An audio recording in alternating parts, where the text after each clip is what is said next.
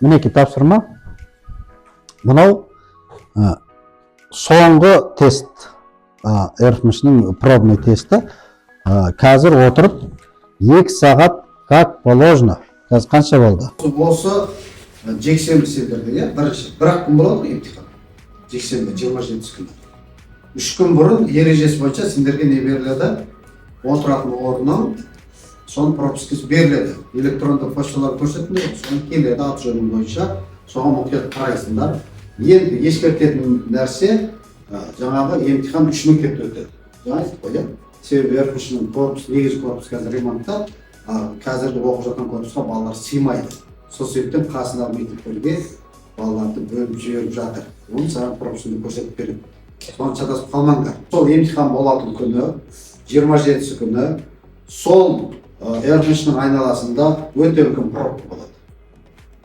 4-5 бала келеді ғой. Пропускаға өте мұқият қараймыз, қай мектепте қай орын екен. Түсіндің бе?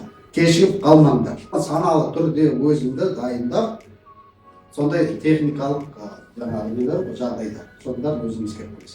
2 сағат алдыңғы аптада талдаймыз.